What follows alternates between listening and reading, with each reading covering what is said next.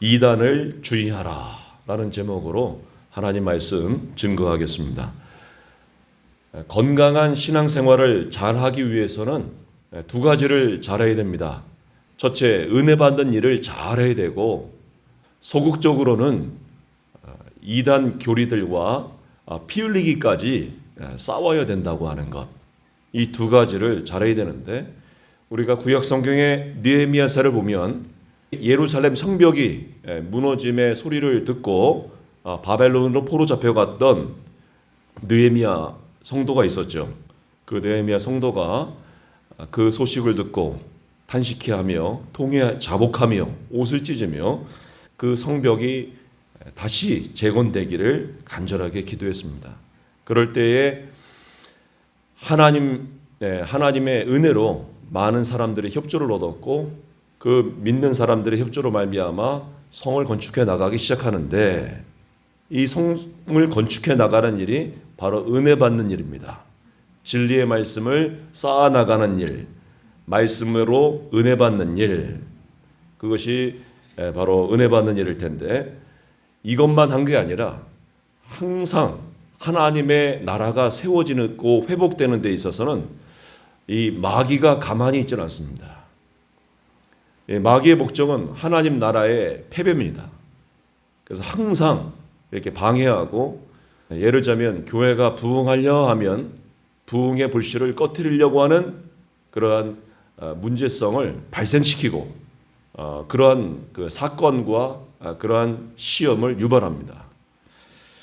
그래서 느헤미야는 이런 성벽을 쌓는 데 있어서 방해하는 그런 그 산발락과 그 도비야 이런 사람들의 방해가 있었습니다. 성벽을 쌓는 일을 조롱하면서 마치 여우가 그 위에 올라가도 되겠다, 정말 쉽게 무너지겠다라는 식으로 이렇게 모함을 하고 낙심케 했습니다. 그럼에도 불구하고 또 물리적으로도 이렇게 회방을 했는데, 그럴 때 느헤미야는 성벽 쌓는 일을 잘 중축하는 팀을 구축하고, 또 한편으로는 한 손에는 칼과 창을 들고 싸웠습니다.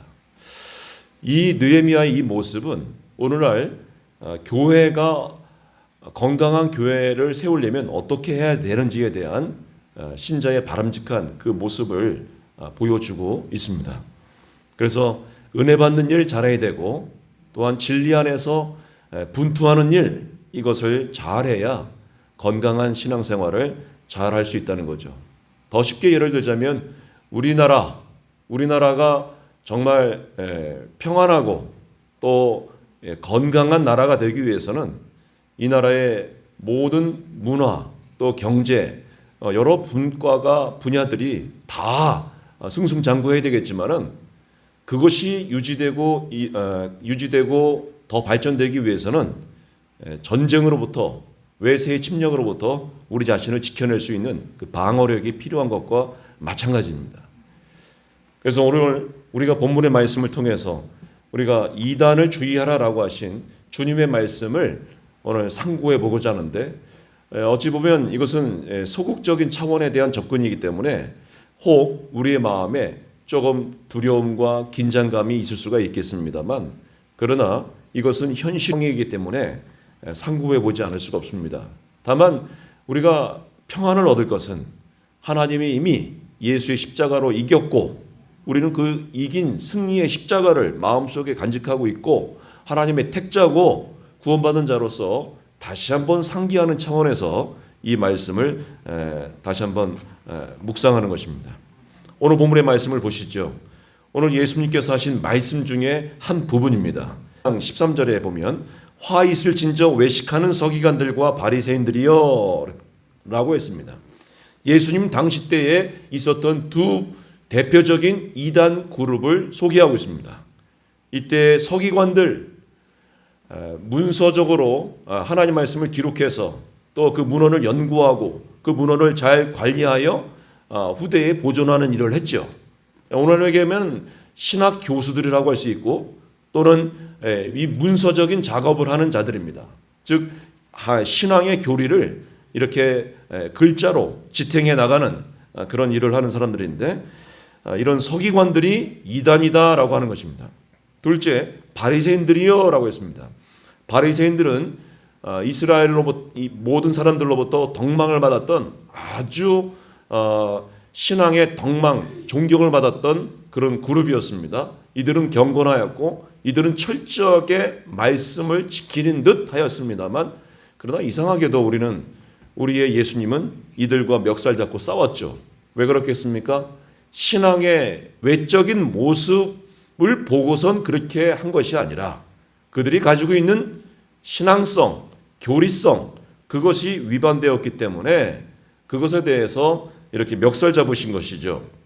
그래서 서기관들, 이런 문인들이라고 할 수 있고 이단적 그런 문인들이라고 이렇게 할 수 있겠고, 바리새인들, 바로 행위적인 또한 종교적인 이런 이단들이라고 할 수 있습니다. 근데 이들에 대해서 뭐라고 얘기하시냐? 너희는 천국문을 사람들 앞에서 닫고, 천국문을 사람들 앞에서 닫는 자들이래요. 마치 천국이 문이 있다면, 천국으로 진입하는 문이 있다면 그 문 앞에서까지 서서 문을 닫아버리는 자들이에요. 그러니 그 문을 닫으면 천국에 들어갈 수가 없잖아요. 예수님께서 이렇게 말씀을 하신 겁니다. 그들의 생각과 그들의 행위가, 그들의 교리 가짐이 바로 천국 문을 닫는 그 정도 급의 생각과 가치관이다 이겁니다. 그래서 닫아서 너희도 들어가지 않고, 자기 자신들도 못 따라가죠. 자기가 문 닫았으니까 자기도 들어가지 않고, 또한 들어가려 하는 자도 들어가지 못하게 하는도다라고 했습니다. 들어가려고 하는 자들이 얼마나 많겠습니까? 정말 헐벗은 가운데에서도, 또 부유한 가운데에서도 정말 예수 그리스도를 믿으면 구원을 얻는다고 하는 그 진리를 믿고 하늘나라에 들어가고 싶은 자들이 많은데, 그것을 못 들어가게끔 문을 꽝 닫아버리더라 이겁니다. 이런 일을 한 것을 사람들은 몰랐을지라도 이 당시 때 예수님은 분명하게 간파하셨습니다. 그 당시 때의 신앙생활인 척하는 그런 종교인들, 즉 서기관들과 바리새인들의 그들을 간파하시고, 그들이 이단임을 예수님께서 이렇게 평가하셨고, 또한 문헌으로도 기록되게 하셨습니다. 그리고선 14절에는 어떤 내용이 없습니다. 그러나 다른 사본에는 이런 유사한 내용글이 있다고 하는데, 그러나 오늘 이 새벽 시간은 짧기 때문에 이것에 대한 언급은 없는 그대로 넘기고, 15절에 보면 이와 같은 내용이 이어지는 말씀이 있습니다. 화 있을진저, 화가 있겠다, 재앙이 있겠다, 벌 받겠다, 심판이 있겠다라고 하는 뜻인데, 외식하는 서기관들과 바리새인들이요, 다시 한번 언급하고 있습니다. 성경에서 반복이라고 하는 것은 바로 강조의 의미를 가지고 있죠. 이 당시 때에 바로 서기관들과 바리새인들은 예수님께서 강조할 만큼 정말 심각한 정도의 교리적인 이단이었고 행위적인 이단이었다라고 하는 것입니다. 그러면 이들에 대해서 뭐라고 또 말씀하시냐? 너희는 교인 한 사람을 얻기 위하여, 교인 한 명을 얻기 위하여, 자기의 그런 교리를 포기하여 다른 사람을 설득하여 자기의 그룹, 자기의 생각에 일치하는 사람으로 만들게 하기 위하여 어디로 다닌다는 겁니까? 바다와 육지를 두루 다니다가, 바다도 건너가고 육지도 두루 다니고, 그러니까 사방팔방으로 돌아다니는 선교사 역할을 했다는 거예요. 육안으로 보면 그들은 선교사라고 얘기합니다. 두루 다니면서 또 열심을 가지고 있습니다. 남들을 세상 일할 때 이들은 하나님의 일을 하는 듯합니다. 그러나 이들의 열심은 지옥으로 빨리 달려가는 발걸음과 같습니다. 바다와 육지를 두루 다니다가 생기면 너희보다 배나 더 지옥 자식이 되게 하는도다. 이건 예수님의 정죄입니다. 예수님께서 친히 당신의 입으로 그들을 정죄하셨습니다. 그러니 이들의 소행에 대해서 예수님이 이들이 받을 그 형벌이 어떠할지를 예수님 말씀해 주신 건데, 자기도 지옥에 가게 하는 행위이고, 뿐만 아니라 자기의 그 교리를 전해 들은 그 누군가도 같이 지옥에 가게 하는 행동을 하는 그 태도다. 이렇게 말씀하고 있어요. 예전에 그런 말 있죠. 물귀신 작전. 우리 놀다 보면 자기도 죽고 자기만 죽으면 억울하니까 나만 죽으면 억울하니까 너도 죽자 해서 같이 죽는 그러한 놀이, 그러한 태도를 가리켜서 물귀신 그런 행동, 물귀신 작전 뭐 그렇게 얘기합니다. 그러니까 이 이단들은 서기관들과 바리새인들은 이건 물귀신이에요, 물귀신. 물귀신 행동을 하는 겁니다. 자기도 지옥에 가고 남도 지옥에 가는 그런 행동을 어디로 합니까? 머리로 합니까? 뭘로 합니까? 가장 중요한 건 입으로 하더라 이겁니다. 입으로. 그들의 입은 지옥의 출입 티켓입니다. 그들의 입에서 흘러나오는 소리, 사운드가 바로 그 누군가의 영혼을 지옥으로 끌고 가는 그물이 됩니다. 그 소리를 듣거나 그 정보에 노출이 되거나 수용하게 되면 그는 자신뿐만 아니라 남들도 지옥에 데려가게 되는 것이죠.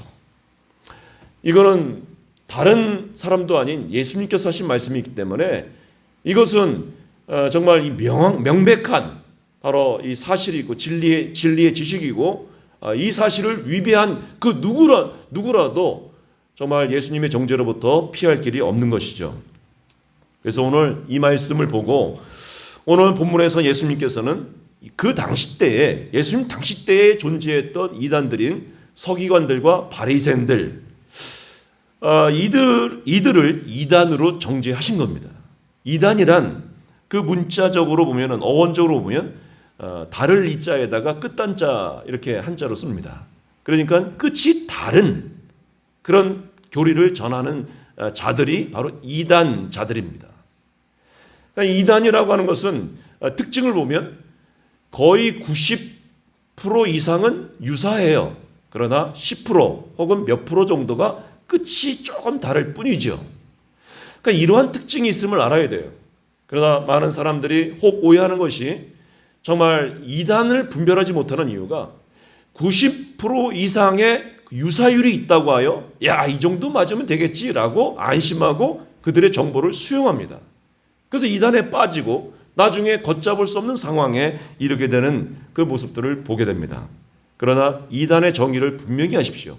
이단은 99%가 동일하더라도 1%가 다르면 그건 이단의 명확한 정의에 해당되는 것입니다. 그렇기 때문에 그 이단의 의미가 뭔지를 분명히 알아야 됩니다. 이 당시 예수님 당시 때의 서기관들과 바리새인들은 우리가 상상하는 것 이상보다 더 이스라엘 백성들로부터 존경을 받았던 그룹들이고 더 학식이 있는 엘리트 그룹이었다는 그 사실을 여러분 우리가 기억할 필요가 있어요. 그럼에도 불구하고 그들은 이단이었다. 예수님의 심판을 받았다라고 하는 것이죠. 그래서 이 이단들이 받을 그 심판의 그런 대가는 뭐냐? 바로 예수님께서 서두에 기록했듯이 이 헬라어의 서두에 첫 번째 나와 있는 문장은 강조 문장, 강조 포지션입니다. 그렇기 때문에 강조하는 거죠. 뭘 강조하고 있는 겁니까?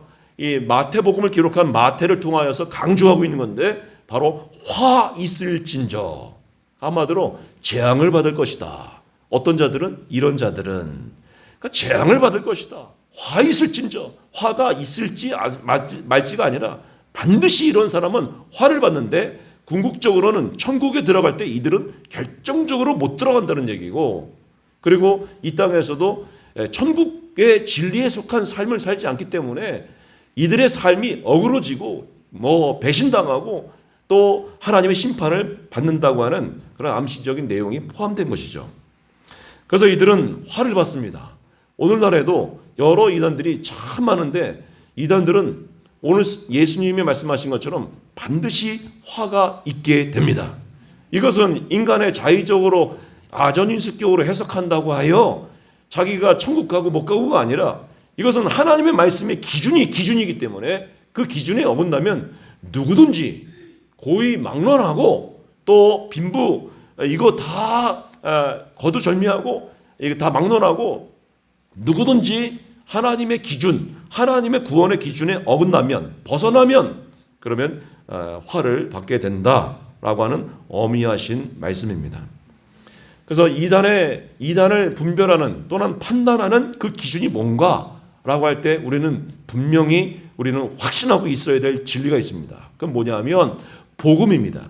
유앙겔리온이라고 불리는 바로 이 복음은 바로 좋은 소식, 영어로 굿뉴스라고 하고, 이 좋은 소식이라고 하는 것은 좀 풀어서 얘기하자면 바로 예수 그리스도에 관한 이야기입니다.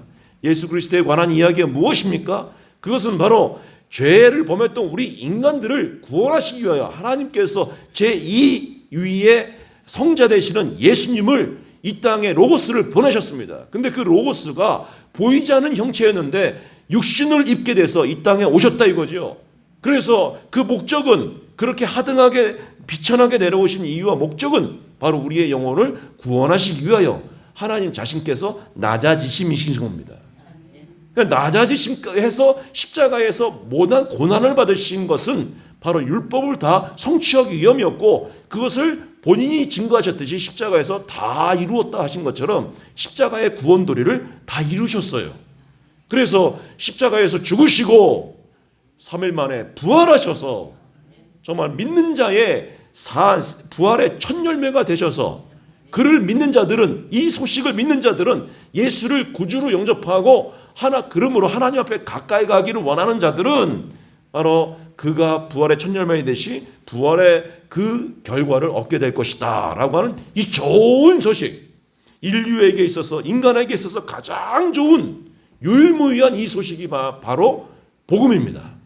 이 복음의 기준을 떠나면 사도 바울은 뭐라고 경고했냐니, 갈라디아서 1장 6절에 보면은 그리스도의 은혜로 너희를 부르신 이를 이같이 속히 떠난 다른 복음을 따르는 것을 내가 이상하게 여기노라.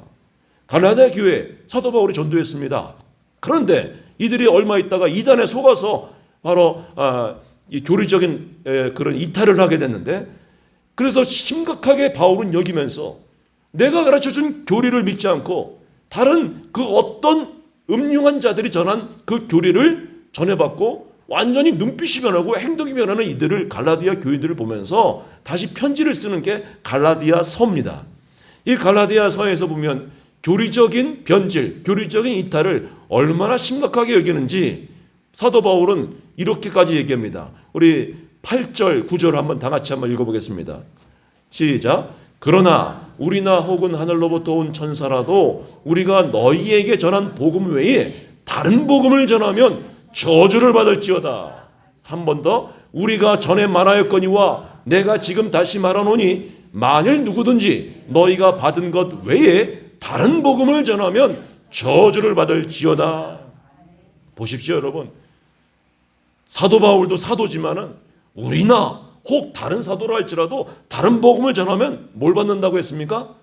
저주를 받을지어다. 이 저주라고 하는 말은 이 당시 때의 주술가들이, 이방 그 주술가들이 막 사람들 저주할 때 있죠. 요즘 같으면 무당들이 너 액대 맞지 않으면 너 저주받아 그렇게 말하잖아요. 그런 저주를 말하는 거예요. 그런 저주의 표현을 사용하면서까지 성도들에게 강력한 일침을 넣는 얘기를 했다 이겁니다. 그러니 이거는 교리적인 다른 교리 믿고 따르는 것은 그것이 얼마나 위험한 것인지를 사도 바울이 인지하여 정말 놀랬다잖아요. 경악했다잖아요. 그리고 선언하지 않습니까? 다른 복음을 전하면 저주를 받을지어다. 한마디로 유사복음, 가짜복음 전하면 그건 바로 하나님의 심판을 면할 길이 없다는 것입니다.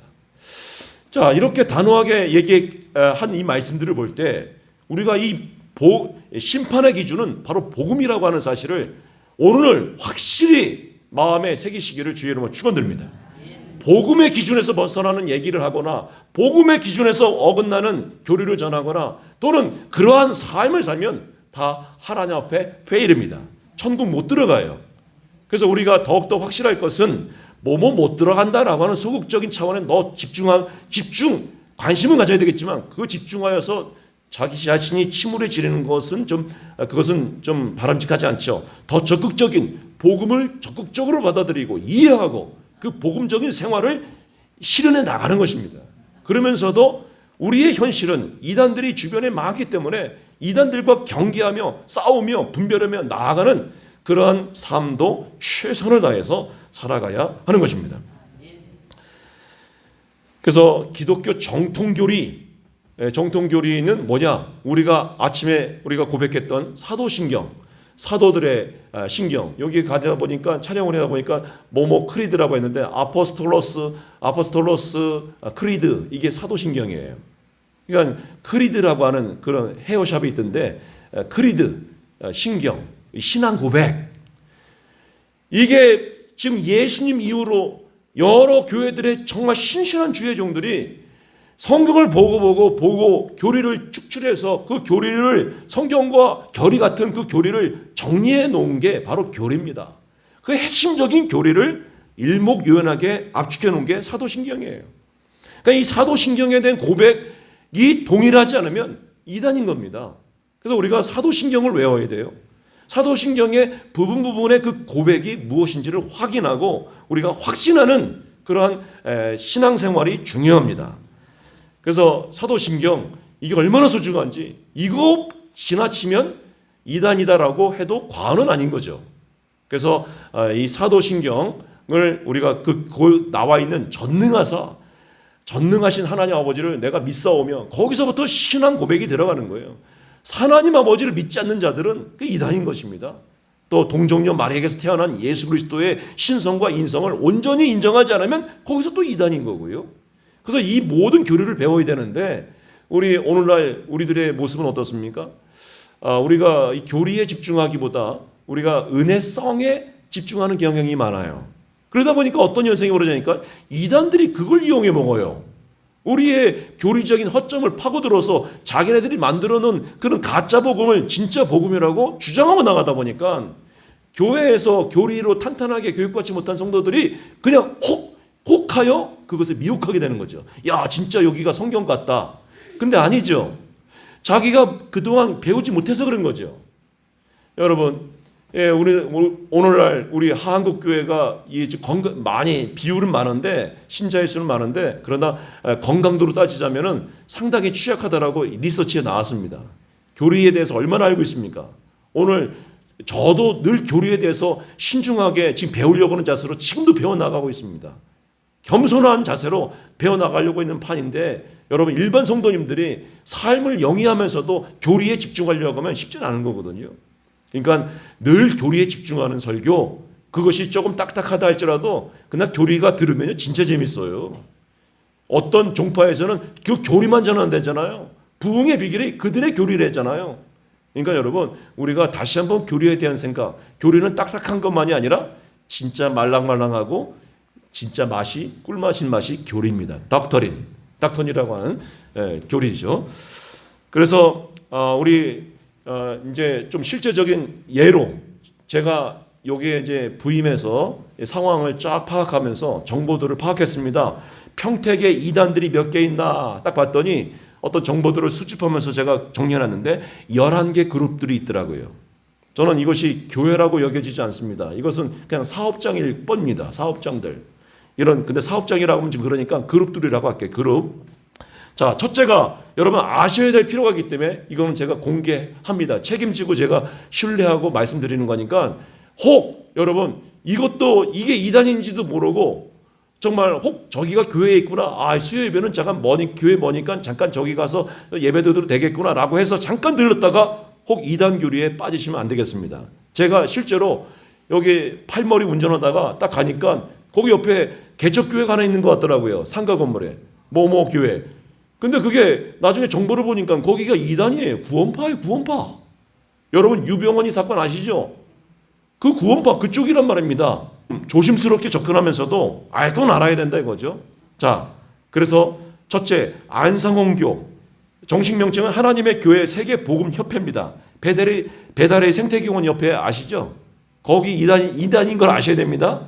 거기는요, 하나님, 그 안상옥 씨가 창시했는데 그거 하나님이에요. 근데 그분이 죽으시니까 그분의 만하님 장길자 씨가 자기가 하나님이라고 하는 거예요. 그 하나님 아버지라고 하지 않고 하나님 어머니. 거기는 이제 하나님 어머니예요. 그러니까 여기를 섬기시겠습니까? 사람 한복 입은 사람 앞에서 절하시겠습니까? 저는 이해가 안 됩니다. 두 번째, 구원파. 정식 명칭은 기쁜 소식 선교회. 대한예수교 침례에 속했다 하고 생명의 말씀 선교회라고도 부릅니다. 어디에 있는지 위치만 알려드릴게요. 지제동에 있습니다. 비전동에 있고 숭두리 여기 평택 팔머리 평택 동부교회가 바로 거기 그겁니다. 교회가 아니죠. 여긴 유사교회죠. 안중리에 또 송담리 안중에 송담리 평택 서부교회라고 있습니다. 여기 사시는 분들 주의하시고요. 또 여호와의 증인이 있습니다.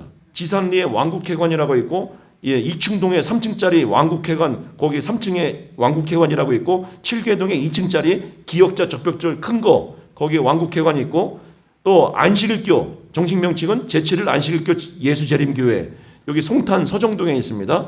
그리고 송탄교회라고 써 있어요. 그러니까 사람들이 그걸로 교회인 줄 알고 들어갈지 않겠어요? 그리고 신대동 큰 건물인데 평택중앙교회라고 있어요. 거기 2단이 거기가 안식일교고 흰 네모 박스 4층으로 되어 있는 안중재림교회 거기 큰 교회인데 거기도 안식일교 포승재림교회 여기가 다 2단입니다. 또 예수중심교회 아시죠? 이초석 씨가 주장한 한국 예루살렘 총회 대한예수교 장로회라 그래요. 하북면 3층 상가 그 진이동에 진이 예수중심교회라고 써 있어요. 그 교회가 아닙니다. 모모 중심교회 여기도 있습니다. 여기도 팔머리 옆에 모모 중심교회 거기 다 의심해 봐야 됩니다. 여기는 보통 교회는 중심교회가 부정적인 의미를 쓰기 때문에 그렇게 이름을 안 줘요. 왜냐하면 이초석 씨 예수 중심교회가 거기이기 때문에 안 씁니다. 그리고 몰몬교가 있습니다. 예수 그리스도 후기 교회라고 하는데 교회 건물 같은데 십자가는 없고 피리치만 있는 건물 보셨을 거예요. 왜 십자가가 없겠습니까? 보통 상식적으로는 십자가를 다 달아놓거든요. 왜 없냐면 그들만의 그 법칙이기 때문에 그래요. 그들은 십자가를 인정 안 합니다. 그래서 피레침만 있어요. 서정동에 위치해 있습니다. 그리고 무엇보다도 아주 정말 산티나는 신천지들이 있는데 신천지 정식 명칭은 신천지 예수교 증거 장막 성전이라고 해서 지산동 2층 상가에 있는데 뭐라고 써 있냐니까 교회라고도 써 있지도 않아요. 보습학원이라고 써 있어요. 그러니까 자녀들 거기 학원 보내겠다고 해서 보내면 골로 가는 겁니다. 그리고 합정동에 수정 불가마그라고 써 있는 데가 있어요. 거기에 밑에 층 4층 5층에 바로 거기가 신천지 건물입니다. 가시면 안 돼요. 그리고 비전 사람인자 쓰고서 학원 비전학원이라고 하는 데가 있어요. 비전동에 신천지가 제법 많습니다. 비전 사람인 학원 이렇게 써 있는 데가 신천지고요. 또 비전동에 회색 대리석으로 된 큰 건물 2층짜리가 있거든요. 거기도 신천지고 세교동 중고센터라고 써 있는 데가 있어요. 중고센터라고 써 있어요. 그들이 생각할 때 우리가 중고인 줄 알고 있는 거예요. 거기에 가야 새거가 된다고 하는 생각으로 지금 중고센터 하고 있습니다. 그러니까 속지 마세요. 생활 속으로 우리의 생활로 파고 들어오고 있습니다. 그리고 천부교회는 가실 분들은 아시겠지만 천부교 아시죠? 보라색 천에다가 여기다가 동그라미 원 같은 뭐 문양 같은 거 금색 문양 딱 새겨놓은 거 그건 뭔가 십자가 같지도 않잖아요. 그런 건 2단입니다. 그 송탄 천부교회라고 있어요. 그건 교회가 아니고 2단입니다. 또 통일교가 있고 통일교 하나님 부모 아까 통일교 아시죠? 세계통 평화통일가정연합 비전동에 그 세련된 건물로 있는데 평택교회라고 해요. 그러니까 평택교회가 거기고요. 그리고 사랑하는 교회 여러분 여기도 이제 이슈가 됐었습니다. 큰 믿음 교회라고 예전에 큰 믿음 교회였는데 여기에 실태를 제가 직접 거기에 그 영상으로 봤는데 너무 사이비스러워요. 막 이상하게 막 그냥 막 축사하고 막 그냥 쇼를 하고 다 하는데 요분이 지금 교주 성향이 지금 있습니다. 그래서 다른 교단으로부터 2단 정죄를 받고 났습니다. 이거 외에도 더 있을 겁니다. 여러분 이것이 우리의 주변에 제가 봤을 때 우려의 상황이 뭐냐면 평택의 이 좁은 땅덩어리에 비교적 2단의 종파 그룹들이 많아요. 반면에 더 우려되는 것은 오늘 이 평택에 있는 교회들은 성도들은 얼마나 교리에 대하여 훈련받았는가 전 질문하고 싶은 거예요. 얼마나 우리는 십자가의 교리에 대해서 알고 있죠? 얼마나 말할 수 있죠? 우리가 말하지 못하는 그 빈 공백은 누가 들어올 가능성이 많은 거죠? 2단이 들어올 가능성이 많은 것입니다. 그래서 우리가 교리교육에 대해서 우리가 얼마나 받고 있는 성도들이 많은가. 제가 볼 때 저희 교회 같은 경우에는 뭐 쉽게 말씀드리기가 어려운 부분이긴 하지만은 교리교육 제자 훈련 받으신 분들은 좀 안정권에 계시고 제가 우려되는 건 이거 교육도 안 받고 주일도 제대로 참여하지 않고 그럼 성경을 언제 들어요? 그분들은 어떻게 해서 교리를 알 수가 있는 거죠? 무방법입니다. 그분들은 그냥 옆에서 손만 색가락만 딱 하고 색가락으로 새끼손가락으로 딱 걸쳐가지고 그냥 데리고 가면 그냥 가는 거예요. 그래서 이런 게 좀 우려가 되고요. 또 우리가 주의할 게 우려스러운 게 마귀를 물리치는 것이 우리의 주목적이 아닙니다. 우리가 예수님 그랬죠. 마귀를 이기는 것으로 기뻐하지 말고 하나님 나라가 이루어질 것에 대해서 집중하는 것, 그게 우리의 본연의 목적입니다. 그래서 우리가 예수 잘 믿고 신앙생활 잘하고 하나님 나라 세워나가는 일에 더 열심을 내야지, 혹시 이러한 이단적인 것에 너무 멱살 잡고 싸우고만 하고 막 하다가 혹 자기 자신의 심령도 황폐해지고 삶도 무너지면 결국 우리는 두 가지를 균형 있게 세워나가지 못하게 되는 것이죠. 그래서 우리의 태도가 뭐겠습니까? 이런 상황 속에 놓인 우리 교회를 비롯하여 평택에 있는 우리 정말 예수 그리스도를 신앙으로 구주로 고백하고 역사적인 신앙 고백을 고백하는 우리 바른 교회들은 세 가지. 첫째, 다른 교리에 미혹되지 말아야 됩니다. 근데 여러분, 미혹되지 않는다고 하는 않으려면 분별력이 있어야 되는데, 제가 볼 때 성도님들에게는 분별력의 기준이 세밀하지가 않아서 어렵습니다. 거기에는 신학자들도 지금 이걸 논쟁하고 있는 가운데 있는데, 여러분들이 그 정보에 대한 지식을 많이 알아야 되고, 또한 그 정보를 잘 형식화되어 있는 형식, 즉 논리에 대해서도 알아야 되는데, 그것을 분별하지 못하면, 체득하지 못하면 그것을 분별해낼 수 있는 세밀한 그물망을 구축할 수가 없어요. 그러니까 여러분, 결국엔 이렇게 생각하시는 분 있어요. 이건 팔자구나. 그렇죠. 우린 팔자라고 하지 않고 하나님 택함이죠. 여러분 지금 좋은 교회 다니고 있다는 자체가 여러분 복 받은 겁니다. 그렇죠?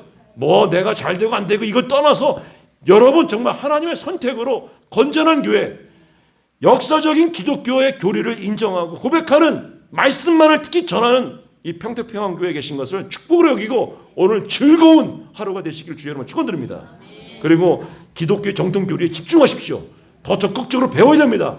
그래요. 신앙생활 몇십 년 하더라도 교리 물어보니까 모르는 권사님이 계시더라고요. 그러나 이제 늦지 않았어요. 아직도 내 자신뿐만 아니라 내 후손들이 있기 때문에 여러분 교리에 대해서 배워야 됩니다. 모르면 가르쳐달라고 요구하십시오.